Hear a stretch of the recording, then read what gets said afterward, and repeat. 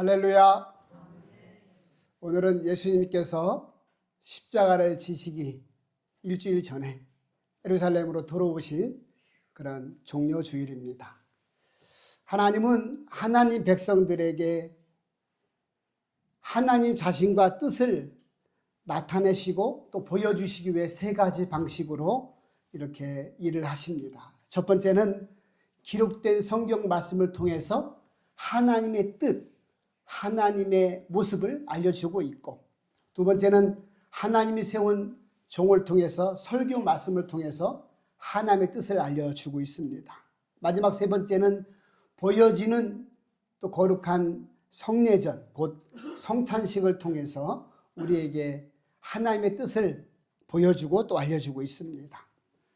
성찬은 예수님께서 십자가를 지시고 죽으시기 전날 저녁에 제자들과 함께 마지막 식사를 하시면서 오늘 언약의 표시로, 다시 한번 약속의 표시로 그 제자들에게 성찬을 베풀어 주셨습니다. 자, 이것은 내 몸이다 하고 빵을 나눠 주셨고, 이것은 곧 내 피다 라고 말씀하시며 포도주를 내어 주셨습니다.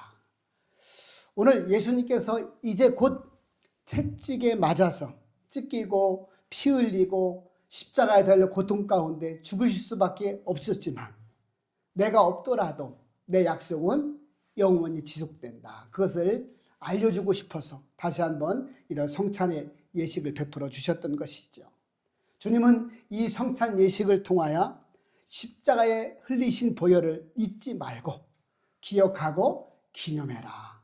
내가 다시 올 때까지, 재림하는 그 순간까지, 심판이 있을 그때까지 이 예식을 기념하고 시행하라고 알려주고 있었습니다. 오늘 저와 여러분은 이 거룩한 성찬 앞에 있습니다. 성찬이라고 하는 것은 단순히 빵과 포도주를 나누어 마시는 의식과 예식이 아닙니다. 오늘 성찬이라고 하는 것은 십자가의 실질적인 사건을, 2000년 전에 일어났던 사건을 지금 이 시간 가운데 불러오는 그런 시간입니다. 성찬은 주님과 신비하게 연합되어지고 그분과 함께하는 시간입니다. 더불어 성찬은 우리 신앙, 내 모습을 점검해보고 돌아보는 시간이지요. 오늘 사도 바울은 오늘 본문 속에서 매우 엄정하게 말하고 있습니다. 주의 몸을 분별하지 못하고 먹고 마시는 자는 자기의 죄를 먹고 마시는 것과 같다, 이렇게 말씀하고 있습니다. 얼마나 이 성찬이 거룩한지, 또 의미가 있고 조심스러운지 잘 살펴서 하라고 이야기를 하고 있습니다. 그러므로 성찬이 어떤 의미를 갖고 있는지 우리가 다시 한번 살펴볼 수 있기를 바랍니다. 첫 번째, 성찬은 주님의 희생을 기념하는 것입니다. 우리 한번 따라 할까요? 성찬은 예수님의 희생을 기억하는 거다. 할렐루야. 오늘 23절부터 25절의 말씀 보니까 이것은 너희를 위한 내 몸이다, 이 잔은 내 피로 세운 새 언약이다, 이렇게 알려주고 있습니다. 예수님께서는 십자가를 지시기 전날 밤에 떡과 잔을 가지시고 성찬을 직접 제정을 해 주셨습니다. 그래서 성찬의 핵심은 기억하고 기념하는 겁니다. 기념. 이를 행하여 나를 기념하라. 사람이 이런 기념을 없으면 잘 잊고 살잖아요. 바쁘다고 잊고, 내 감정이 그런 기분이 아니라고 잊어버리고, 그죠? 내가 지금 상태가 그런 상태가 아니라고 잃어버릴 때가 많잖아요. 우리가 생일도 그렇고 결혼기념일도 그렇고, 그죠? 우리의 집안의 어떤 행사도 그렇고 이 기념하는 게 중요한 거 아니겠어요? 왜? 그분과 함께 한다는 의미가 있기 때문에 그렇습니다. 신앙도 마찬가지죠.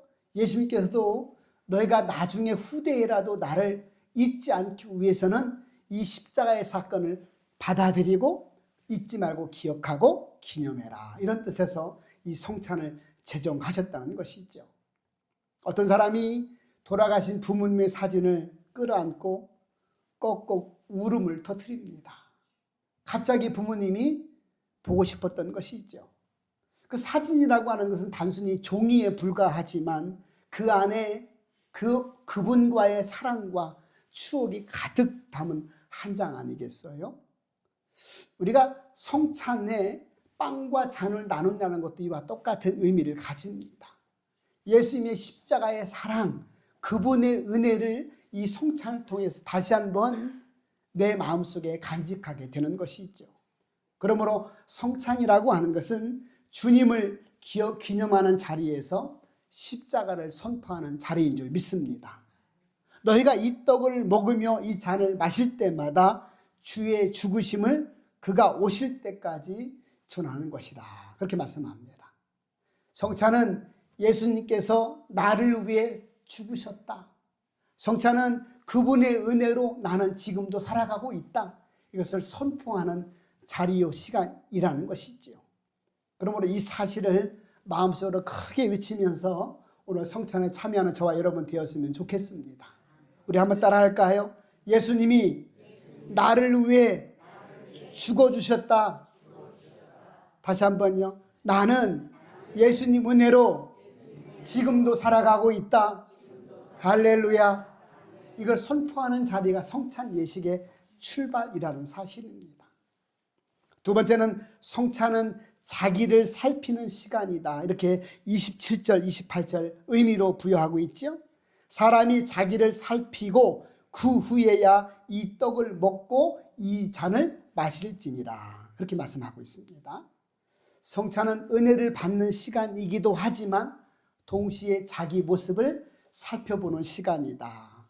왜 자기를 살펴보아야 할까요? 우리는 우리 본성 속에 죄성을 가지고 날마다 죄와 함께하는 인생을 살아가고 있기 때문에 그렇습니다.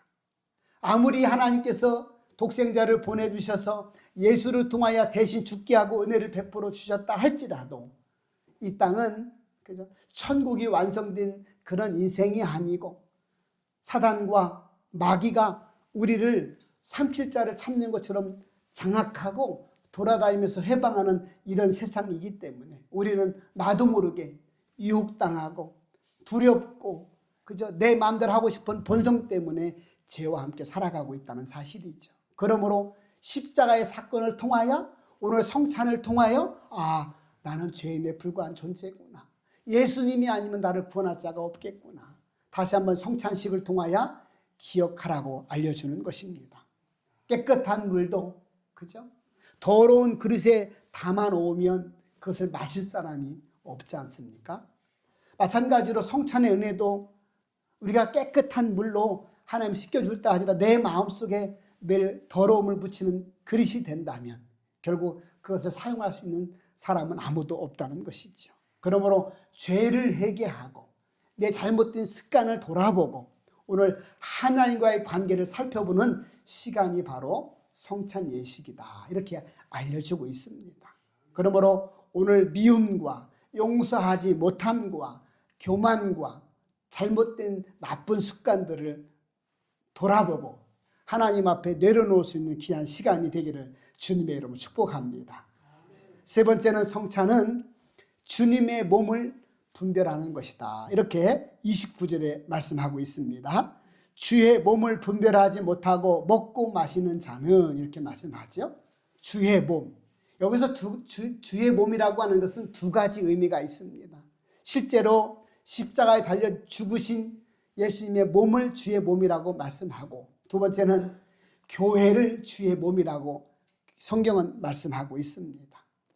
그리스도의 몸을 교회라고 표시하잖아요. 그러므로 성찬은 하나님과 나와의 관계를 살필 뿐만 아니라 성도와 성도, 나와 가족, 나와 이웃 간의 관계를 살펴보아라. 이런 성찬의 의미가 부여되어 있습니다. 초대교회 중에 고린도 교회, 오늘 이 말씀의 주제가 되는 고린도 교회 사랑 성도들은 성찬을 하면서도 성도 간에 서로 분열을 했다는 겁니다. 나는 베드로파, 나는 아볼로파, 나는 예수파 막 분열을 했다는 거예요. 점심 먹을 때도 나는 부잣집 성도고 저 사람은 가난한 집 성도니까 반찬이 다르고 그죠? 밥도 다르니까 따로따로 먹자. 성찬 예식을 우리가 먼저 온 사람이 먼저 먹어버리자 이렇게 했다는 거 아니겠어요? 사도 바울이 그걸 지적하는 겁니다. 성찬은 그런 게 아니다. 서로 베풀고 나누고 양보하고 손해보고 주님의 마음을 본받는 시간이다. 할렐루야. 그렇게 알려주고 있습니다. 그러므로 그렇구나. 성찬 예식을 통하여 하나님과 나와의 관계를 살펴보고 또 나와 가족과 이웃들과 성도들의 관계를 살펴보는 것이 마땅하구나. 내 마음속에 누구를 미워하거나 누구를 싫어하거나 누구를 정죄했다면 하나님, 나도 죄인입니다. 하나님 앞에 멸망할 수밖에 없는 죄인이었습니다. 그러나 하나님께서 이 땅에 보내주신 예수님 때문에 그분이 내 죄값을 다 짊어지시고 십자가에 죽으셨기 때문에 내가 의롭게 여겨지고 구원받은 줄을 믿습니다.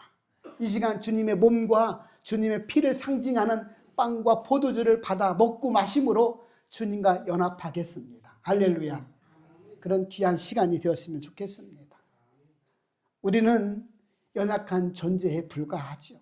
그러므로 이 성찬의 은혜를 나누는 귀한 시간이 되었으면 좋겠습니다. 어떤 사람은 나는 죄가 많은데, 나는 부족해서 이걸 받아 먹을 수가 없는데 라고 생각할 수도 있습니다. 그러나 예수를 나의 구세주로, 나의 구원자로 받아들인 사람, 십자가 사건과 부활을 내가 믿어지는 사람은, 세례받은 사람은 다 참석할 수가 있습니다. 그러므로 성찬은 완전한 사람이 아니라 은혜가 필요한 사람, 여전히 죄인임을 인정한 사람이 받게 되는 것이지요.